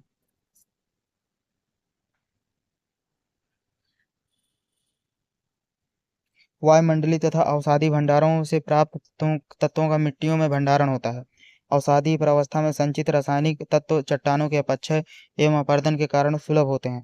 अर्थात जब आधार शैलों का अपक्षय होने से मिट्टियों का निर्माण होता है या चट्टानों के अपरदन होने से मिट्टियों का निर्माण होता है या चट्टानों के अपरदन होने से उनसे रासायनिक तत्व अलग हो जाते हैं, तो ये पदार्थ मिट्टियों में पहुँचते हैं, जहाँ उनका भंडारण संचय होता रहता है। वायुमंडलीय प्रावस्था से रासायनिक पदार्थों का मिट्टियों में गमन वर्षा द्वारा होता है, अर्थात वर्षा के साथ वायुमंडल में स्थित रासायनिक पदार्थ धरातल पर आ जाते हैं तथा जल के साथ बहकर मिट्टियों में पहुँचते हैं, जहाँ पर इनका भंडारण होता रहता है। पौधे मिट्टियों में भंडारित रासायनिक पोषक तत्वों को अपनी जड़ों द्वारा जड़ परासरण की क्रिया द्वारा घोल रूप में ग्रहण करते हैं। पौधे इन रासायनिक तत्वों को जैव रासायनिक प्रक्रियाओं या यथा प्रकाश संश्लेषण की प्रक्रिया द्वारा ऐसे रूप, आहार ऊर्जा या रासायनिक ऊर्जा में परिवर्तित करते हैं कि उनका पौधों के ऊतकों के निर्माण तथा पौधों की वृद्धि एवं संवर्धन में आसानी से उपभोग किया जा सके। आहार ऊर्जा या रासायनिक ऊर्जा का पारिस्थितिकी तंत्र के विभिन्न जैविक घटकों में प्रवाह तथा गमन होता रहता है। ऊर्जा प्रवाह के माध्यम से रासायनिक तत्वों का भी पारिस्थितिकी तंत्र की आहार श्रृंखला के विभिन्न पोषण स्तरों में संचरण होता रहता है। इस तरह अजैविक प्रावस्था वायुमंडलीय तथा अवसादी प्रावस्था से जैविक प्रावस्था तथा जैविक प्रावस्था से पुनः अजैविक प्रावस्था में तत्वों के संचरण की प्रक्रिया को जैव भू रसायन चक्र कहते हैं। जैव भू रसायन चक्र की प्रक्रिया की सरल रूप में निम्न शब्दों में व्याख्या की जा सकती है। इस चक्र की प्रक्रिया के तहत सबसे पहले अवसादी प्रावस्था तथा भंडार या शैल तथा वायुमंडलीय प्रावस्था से रासायनिक पोषक तत्व विभिन्न माध्यमों तथा विधियों से मिट्टियों में पहुंचकर संचित होते हैं। अब पौधे अपनी जड़ों द्वारा मिट्टियों में स्थित रासायनिक पोषक तत्वों को घोल के रूप में ग्रहण करते हैं। पौधों की जड़ों से रासायनिक तत्वों को प्राप्त करने की प्रक्रिया को जड़ परासरण कहते हैं। मृदा मृदा भंडार में संचित कुछ रासायनिक तत्वों का अपक्षालन, पदार्थों का छन कर नीचे आ जाना की प्रक्रिया द्वारा नीचे की ओर गमन हो जाता है और इस प्रकार से अपक्षालित रासायनिक पदार्थ अवसादी प्रावस्था में पुनः वापस पहुंच जाते हैं। इसी तरह मिट्टियों से कुछ रासायनिक तत्व का वर्षा के वाही जल द्वारा अपरदन हो जाता है। इस तरह अपरदित रासायनिक पदार्थ बहकर नदी नालों से होकर सागरों में पहुंच जाते हैं। पौधों द्वारा मिट्टियों के से ग्रहण किए गए रासायनिक पोषक तत्वों का पारिस्थितिक तंत्र में बाहर आहार श्रृंखला के सहारे ऊर्जा प्रवाह के माध्यम से विभिन्न पोषण स्तरों में परिवहन तथा स्थानांतरण होता जाता है। जब पौधे इन रासायनिक तत्वों को आत्मसात करके उनका अपने ऊतकों के निर्माण, वृद्धि तथा संवर्धन के लिए उपभोग करते हैं और जब इन तत्वों का आहार श्रृंखला के विभिन्न पोषण स्तरों के जीवों में स्थानांतरण होता है तथा विभिन्न जीव इन तत्वों को आत्मसात आत्मसात कर लेते हैं तो रासायनिक पोषक तत्व जैविक पदार्थों में परिवर्तित हो जाते हैं। इन जैविक पदार्थों का आहार श्रृंखला के विभिन्न पोषण स्तरों में जैविक प्रावस्था के रूप में विभिन्न जैविक भंडारों में संचयन होता रहता है। पौधे तथा जंतु अपने जैविक पदार्थों या जैविक तत्वों का निम्न रूपों में विमोचन या परित्याग करते हैं। पौधों की गिरी पत्तियों, मृत पौधों की सूखी तथा जमीन पर गिरी टहनियों तथा शाखाओं तथा मृत जंतुओं का वियोजक जंतुओं या खासकर बैक्टीरिया द्वारा वियोजन एवं विघटन होता है। अर्थात पौधों तथा जंतुओं के मृत भाग जब जमीन पर गिरते हैं तो मिट्टियों में रहने वाले सूक्ष्म कीड़े मकोड़े इन्हें वियोजक कहते हैं। इन मृत जैविक भागों को सड़ा गला डालते हैं तथा उनमें संचित जैविक पदार्थ रासायनिक तत्व के रूप में पुनः मृदा भंडार में मिल जाते हैं। चित्र के माध्यम से पत्तियों की परत में स्थित मृत जैविक पदार्थों के मृत जीवी जंतुओं द्वारा क्रमिक विघटन तथा वियोजन को प्रदर्शित किया गया है, जो जंतु मृत पौधों तथा जंतुओं के जैविक यौगिकों पर अपने आहार के लिए निर्मित करते हैं, उन्हें मृतजीवी जंतु कहा जाता है। वनस्पतियों का जलना या वनों में कई स्रोतों से आग लगती है या लगाई जाती है, यथा प्राकृतिक यार प्राकृतिक जो बरसात के समय बिजली होती है, दुर्घटनाओं द्वारा मनुष्य के अनचाहे कार्यों या यथा जलती बीड़ी या सिगरेट को फेंकने से वनस्पतियों में आग पकड़ लेती है तथा मनुष्य द्वारा जानबूझकर आग लगाना।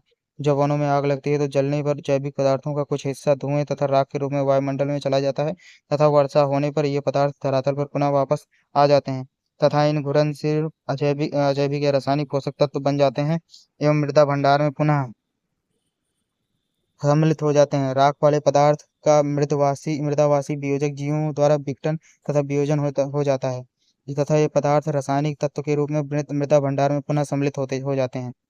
तीसरा, जंतुओं द्वारा विमोचित त्यक्त अपशिष्ट पदार्थों गोबर मलमूत्र का भी मृदावासी वियोजक जीवों द्वारा विघटन तथा एवं वियोजन हो जाता है। इस तरह जैविक पदार्थ वियोजित होने पर पुनः रासायनिक तत्वों में परिवर्तित होते जाते हैं तथा मृदा भंडार में समाहित। ये चित्र देख लें आप।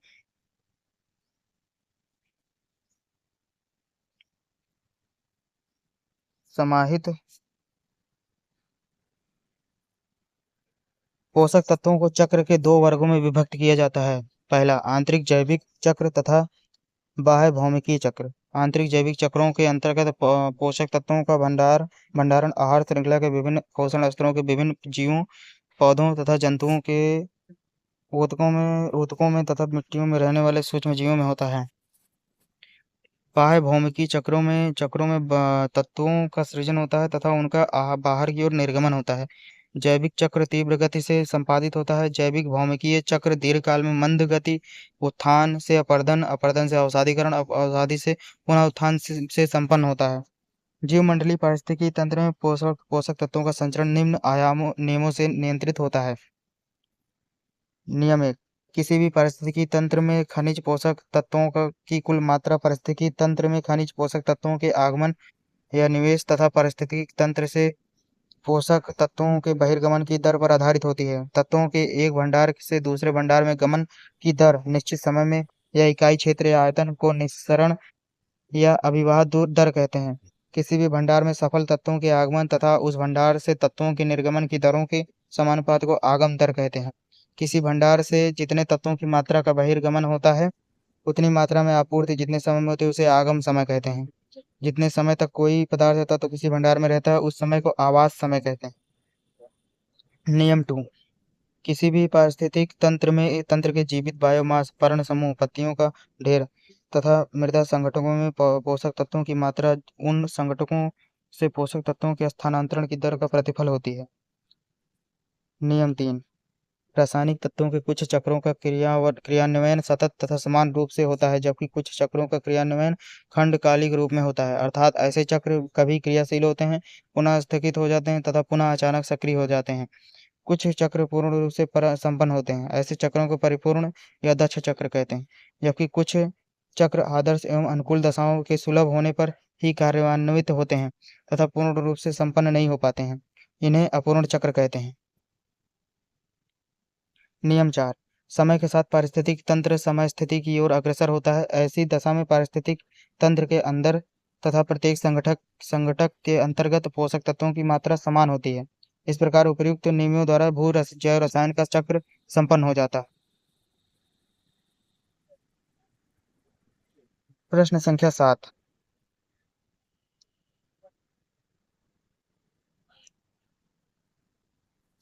प्रश्न संख्या 7 में क्या है? महासागरीय लवणता को प्रभावित करने वाले कारकों की व्याख्या कीजिए। थोड़ी देर रुकेंगे थोड़ा।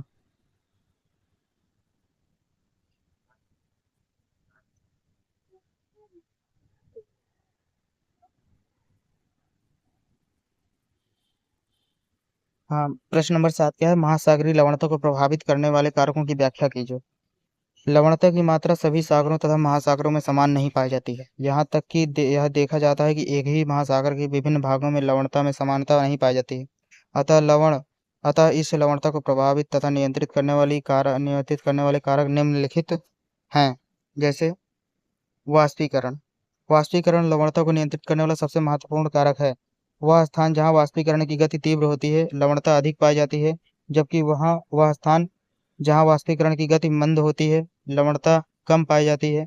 वाष्पीकरण का संबंध चूंकि तापमान से होता है, अतः तापमान अधिक होने पर वाष्पीकरण अधिक तथा तापमान कम होने पर वाष्पीकरण कम होता है। कर्क तथा मकर रेखाओं के समीप तापमान के अधिक होने पर वाष्पीकरण अधिक हो जाता है, फलतः सागरीय लवणता की मात्रा बढ़ जाती है। वर्षा। कई स्थानों पर वाष्पीकरण के अधिक होने पर भी महासागरीय लवणता की मात्रा अधिक नहीं हो पाती है।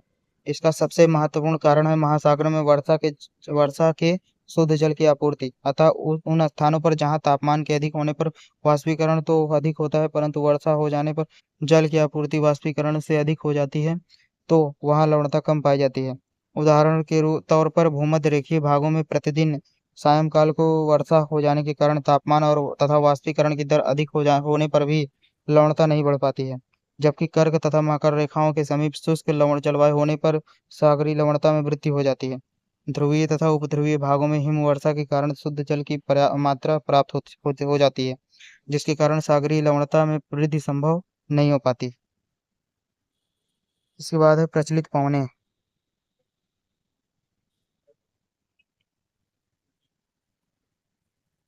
गर्म तथा शुष्क भागों में महासागरों की ओर चलने वाली तीव्रगामी पवनें वाष्पीकरण अधिक करती हैं। अतः महासागरों पर उन स्थानों पर जहाँ ऐसी स्थिति मिलती है लवणता अधिक पाई जाती है। इसके विपरीत वह स्थान जहाँ शीत तथा आर्द्र प्रदेशों की स्थिति मिलती है पवनों से वाष्पीकरण कम ही हो पाता है, अतः लवणता में कमी हो जाती है। नदियाँ। माना जाता है कि सागरों में लवणता की वृद्धि में नदियों का विशेष योगदान रहता है, परंतु चूंकि नदियाँ स्वच्छ जल की आपूर्ति महासागरों में करती हैं, अतः नदी के मुहानों पर लवणता की मात्रा अत्यंत कम मिलती है। उदाहरणार्थ गंगा, गोदावरी, कांगो, अमेजन तथा नाइजर आदि नदियों के मुहानों पर लवणता कम पाई जाती है। इसके अतिरिक्त वह बंद सागर जिनमें नदियां अपना जल तो ले जाकर गिरा देती हैं, लवणता कम पाई जाती है। जैसे कृष्ण सागर में डैन्यूब नीस्तर तथा नीपर नदियों के द्वारा जलापूर्ति होने के कारण लवणता मात्र मात्र 18% मिलती है। नदियों की आपूर्ति वाले भागों का एक तथ्य यह है कि उन स्थानों पर जहाँ वाष्पीकरण नदी जल की आपूर्ति से अधिक होता है, वहाँ लवणता अधिक पाई जाती है। महासागरीय जल का संचरण। वह महासागर जहाँ जल में स्थिरता नहीं होती है वरन जल का संचरण होता रहता है, वहाँ लवणता में कमी हो जाती है। इसके अतिरिक्त वह भाग जहाँ जल का संपर्क किसी बाहरी जल से नहीं हो पाता, अर्थात जहाँ जल का संचरण अर्थात जहाँ जल का संचरण नहीं हो पाता, वहाँ पर लवणता की मात्रा में वृद्धि हो जाती है। यह मुख्यतः बंद सागरों में देखी जा सकती है। इसके बाद है सागरी धाराएं। महासागरीय लवणता को परिवर्तित करने में महासागरीय धाराओं की भूमिका अधिक महत्वपूर्ण है। यह महासागरीय लवणता को बढ़ाने तथा घटाने का महत्वपूर्ण कार्य करती है। गल्फ स्ट्रीम जब अधिक लवणता वाला जल लेकर उत्तरी पश्चिमी यूरोप के तट पर पहुंचती है, जिससे वहां की लवणता में वृद्धि हो जाती है, जबकि लेब्राडोर की ठंडी जलधारा उत्तरी अमेरिका के तट पर जब अपनी कम लवणता वाला जल पहुंचाती है तो लवणता स्वतः ही कम हो जाती है। अतः स्पष्ट है कि कम लवणता वाले महासागरीय भागों से चलने वाली धाराएं अपने मार्ग की लवणता को कम तथा अधिक लवणता वाले महासागरीय भागों से चलने वाली धाराएं अपने मार्ग की लवणता को बढ़ा देती हैं।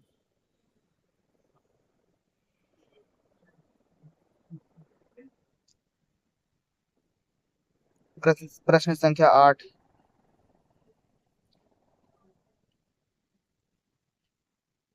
महासागरीय निक्षेप एवं उसके प्रकारों की व्याख्या कीजिए। देखिए, महासागरीय निक्षेप निम्नलिखित प्रकार के होते हैं, जिन्हें मुख्य रूप से 6 भागों में विभाजित किया गया है। स्थल जात निक्षेप। स्थल खंडों के ऊपर पाई जाने वाली आग्नेय तथा अवसादी शैलों के विखंडन तथा वियोजन से प्राप्त मलबे को नदियां बहाकर समुद्रों में डाल देती हैं। विखंडन क्रिया के द्वारा चट्टानों की टूट फूट हो जाती है, जिससे उनके अनेक छोटे छोटे टुकड़े बन जाते हैं। इस क्रिया को चट्टानों से चट्टा इस क्रिया के द्वारा चट्टानों की टूट फूट हो जाए, जिससे उनके छोटे छोटे टुकड़े बन जाते हैं।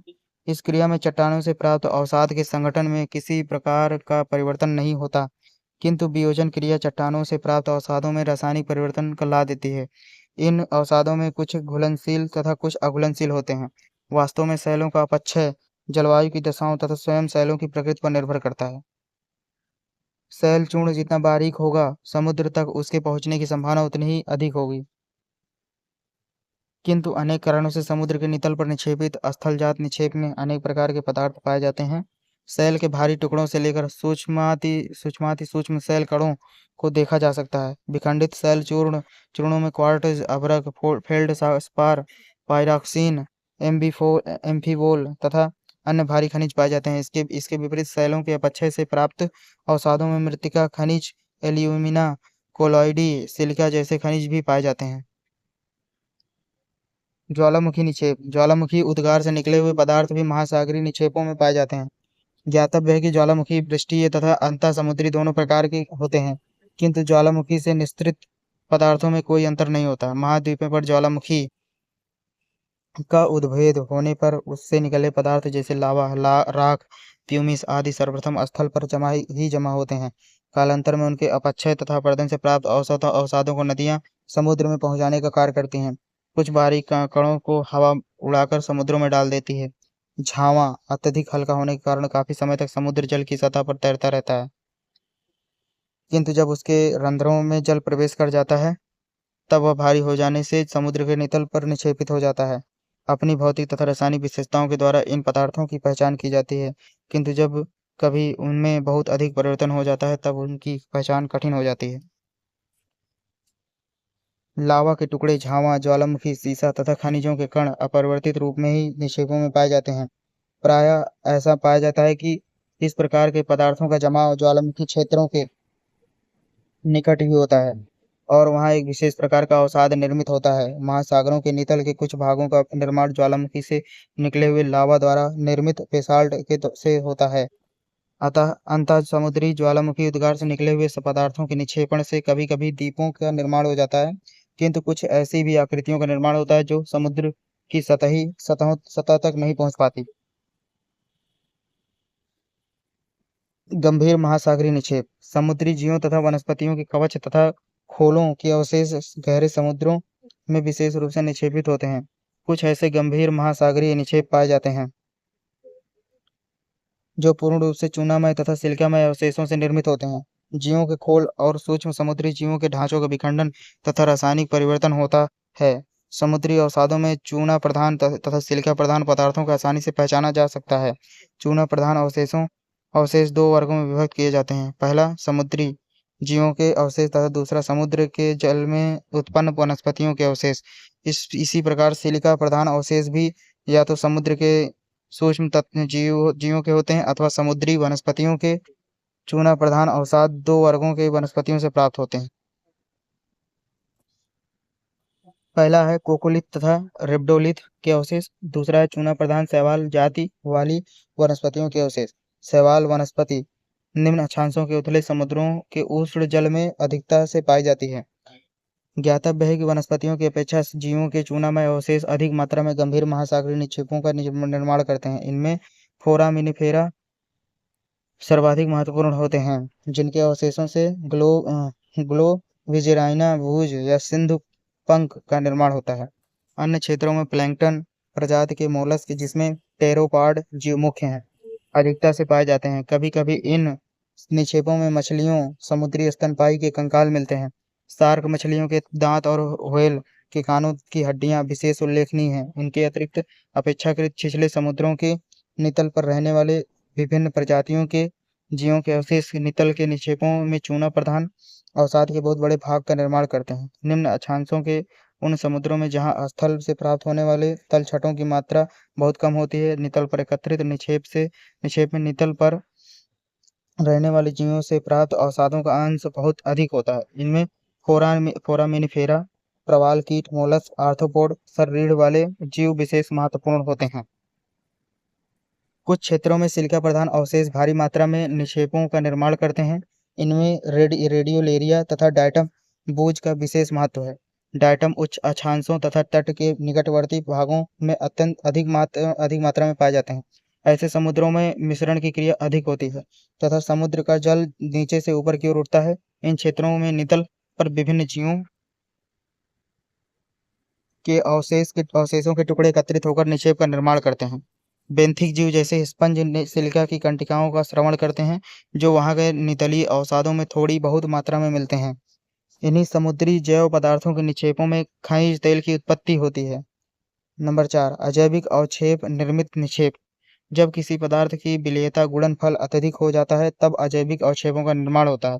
अनेक रासायनिक प्रक्रियाओं के द्वारा समुद्र के जल में ऐसे अवक्षेप बनते हैं। उदाहरणार्थ, किसी समुद्र या लैगून में वाष्पीकरण की मात्रा अधिक होने से अवक्षेपों का निर्माण होता है। यद्यपि सागरीय अवसादों में अजैविक अवक्षेपों की अधिकता कभी नहीं पाई जाती, तथापि ये उनके महत्वपूर्ण घटक होते हैं। बहामा के तट के निकटवर्ती समुद्र में कैल्शियम कार्बोनेट का अवक्षेपण समुद्र जल से सीधे होता है। इसी प्रकार अवक्षेपण की क्रिया द्वारा समुद्री अवसादों में डोलोमाइट शैल का निर्माण होता है। इसके अतिरिक्त रासायनिक अवक्षेपण के फलस्वरूप लौह एवं मैग्नीज के ऑक्साइड बनते हैं।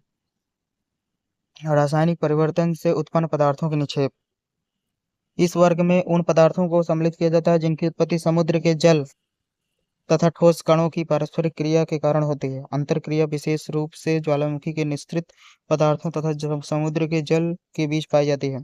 रासायनिक परिवर्तन के फलस्वरूप उत्पन्न पदार्थों में ग्लाकोनाइट, फेल्डस्पार, फास्फोराइट तथा मृत्तिका खनिज आदि विशेष उल्लेखनीय हैं।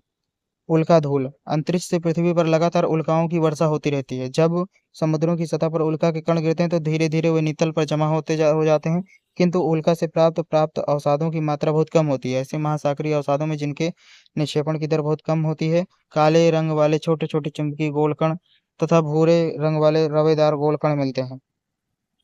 इन पदार्थों का पता लगाने का श्रेय मरे तथा रेनाल्ड को है। मरे काले गोल कणों का निर्माण लौह तत्व से होता है तथा इन कणों का व्यास 0.2 मिलीमीटर तक पाया जाता है। भूरे कणों में कॉन्ड्राइट तथा सिलिकॉन पाए जाते हैं, जिनका व्यास 0.5 मिलीमीटर से होता है तथा इनमें धातुओं जैसी चमक होती है। इस प्रकार यह स्पष्ट होता है कि इन सब निक्षेपों द्वारा महासागरों में निक्षेप की मात्रा बढ़ती है। इन सब निक्षेप स्रोतों में दो स्रोत प्रमुख हैं, स्थलजात निक्षेप एवं गंभीर सागरीय निक्षेप।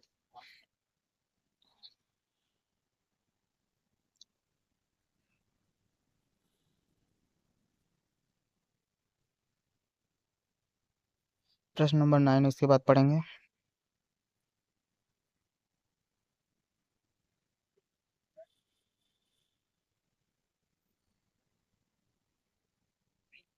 सागरीय पर्यावरण पर पड़ने वाले मानवीय प्रभावों का वर्णन कीजिए। देखिए, सागरीय पर्यावरण पर पड़ने वाले मानवीय प्रभाव प्रभाव क्या होते हैं, ठीक है।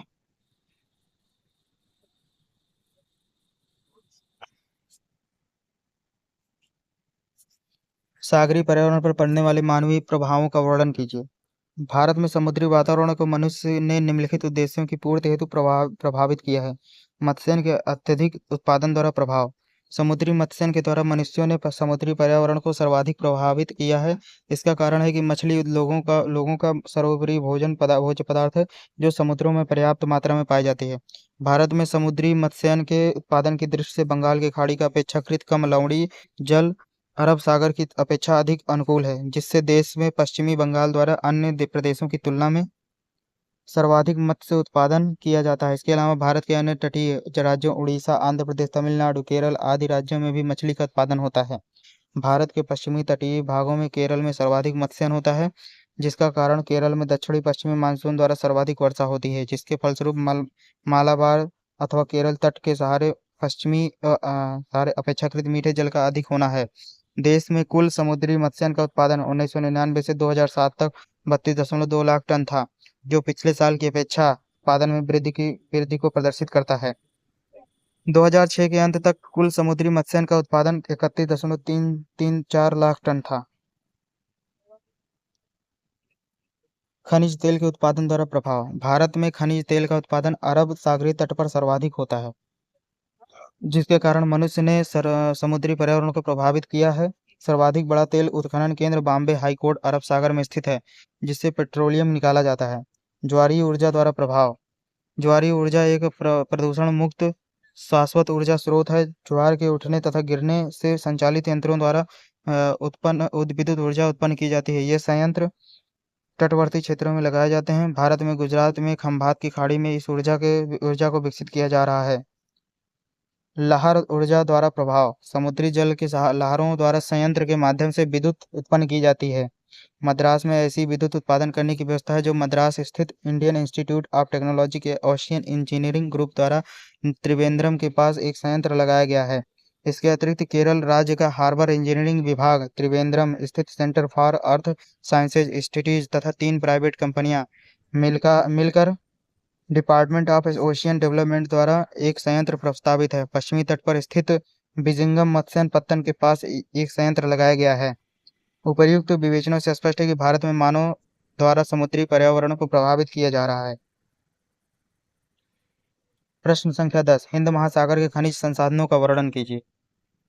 खनिज संसाधन। हिंद महासागर, बंगाल की खाड़ी तथा विशेष रूप से अरब सागर की तली पर अनेक प्रकार के बहुमूल्य खनिज पाए जाते हैं, जिनके अन्वेषण तथा निकालने के लिए परिष्कृत तकनीकी की आवश्यकता है।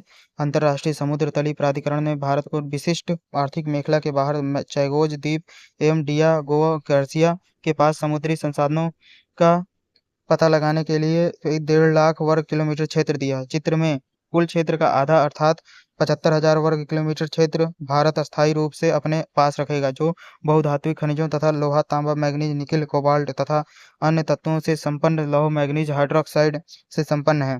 समुद्र तल से 5 किलोमीटर की गहराई पर बहुधात्विक खनिज के निम्न भंडार पाए जाते हैं, जैसे तांबा 3 million ton, nickel 3 million ton, manganese 80 million ton, cobalt 0.5 million ton. भारत को यह अतिरिक्त क्षेत्र इसलिए दिया गया क्योंकि रूस, जापान और फ्रांस के अतिरिक्त भारत इस क्षेत्र में प्रथम निवेशक था। महासागर नितल का यह खनन कार्य जर्मन सहयोग से किया जाएगा। इसके अतिरिक्त अरब सागर में इल्मेनाइट, टिटेनियम तथा वेनेडियम के निक्षेप मिलते हैं। इल्मेनाइट का प्रचुर निक्षेप कोंकण तट के सहारे गोवा तथा महाराष्ट्र की 13 खाड़ियों में पाया जाता है। पेट्रोलियम। पेट्रोलियम जैविक उत्पत्ति का एक हाइड्रोकार्बन तरल पदार्थ है, जिसका निर्माण वनस्पतियों तथा जीवों के अवसादी चट्टानों में निक्षिप्त हो जाने तथा उन पर दबाव के फलस्वरूप रूपांतरण से होता है। पेट्रोलियम से अनेक उत्पाद जैसे केरोसिन, मोम, पेट्रोल, नेफ्था, लुब्रिकेंट, डीजल इत्यादि तैयार किए जाते हैं। विश्व में वायुमार्गों का रेखाजाल पेट्रोलियम के कारण ही संभव हो सका है तथा इसी से सड़क परिवहन द्वारा दुर्गम क्षेत्रों तक पहुंचा जा सकता है, इसलिए इसको तरल सोना कहा जाता है। पेट्रोलियम भारत के स्थल एवं महासागर दोनों में पाया जाता है। इसके भारत में दो अपतट क्षेत्र हैं। पहला बॉम्बे हाई है जो मुंबई से 110 समुद्री मील पश्चिम स्थित है। इसे बी19 संरचना भी कहा जाता है। बॉम्बे हाई एक संरचनात्मक उच्च है, अर्थात अवसादों के निक्षेप के कारण सामान्य सागर नितल से ऊंचा ऊंचा हो गया है। यहाँ पसीन द्वीप के दक्षिण बीपीए प्लेटफॉर्म है जिस पर कई स्थानों से तेल निकाला जाता है। यहाँ के एक कुएं बी51 में 25 नवंबर 1990 में तेल का दबाव अचानक बढ़ गया, जिसके फलस्वरूप तेल रिसाव प्रारंभ हो गया, जिससे नियंत्रित करने के लिए तेल एवं प्राकृतिक गैस आयोग को $30 मिलियन खर्च करना पड़ा। दूसरा तेल क्षेत्र कच्छ अपतट है जो गुजरात के भुज से 100 किलोमीटर दक्षिण पश्चिम अरब सागर में स्थित है। यहाँ लगभग 380 मिलियन मीट्रिक टन तेल एवं गैस के निक्षेप की संभावना है। इसको GK-29A संरचना भी कहा जाता है। देश में 1998 से 99 में लगभग 329.09 टन कच्चे तेल का उत्पादन हुआ है। प्राकृतिक गैस। भारत में समुद्र में प्राकृतिक गैस कच्छ अपतट तेल क्षेत्र में ही पाई जाती है। यहाँ GK-29A1 नामक कुएं से प्रतिदिन लगभग 1,24,330 घन मीटर गैस निकाली जाती है। 1988 से 89 के दौरान कावेरी अपतट क्षेत्र तथा खंबात की खाड़ी में नादर स्थान पर गैस निक्षेप का पता लगाया गया। वर्ष 1998 से 99 के दौरान भारत में प्राकृतिक गैस का उत्पादन 27.427 अरब घन मीटर हो गया है। इस प्रकार हिंद महासागर अनेक प्रकार के बहुमूल्य खनिजों का स्रोत है, जिसके द्वारा अनेक देशों में इसका आर्थिक रूप से महत्व बढ़ गया है। ये चित्र है, ठीक है, कहाँ कहाँ समुद्र में खनिज संसाधन पाए जाते हैं। अब हम नेक्स्ट वीडियो में प्रश्न नंबर 11 से कवर करेंगे पूरा लघु उत्तरीय प्रश्न, इसके साथ दीर्घ उत्तरीय प्रश्न भी कवर करेंगे। तब तक के लिए बहुत बहुत धन्यवाद। अगले वीडियो के लिए सब्सक्राइब जरूर करें और अपने दोस्तों को भी बता दें कि यूट्यूब पर ऐसी क्लासेस चल रही है और सीरीज पूरी कवर की जा रही है, तो ज़्यादा से ज़्यादा लोग जुड़ें और लाइक और शेयर सब्सक्राइब जरूर कर लें। मिलते हैं नेक्स्ट वीडियो में, तब तक के लिए बहुत बहुत धन्यवाद।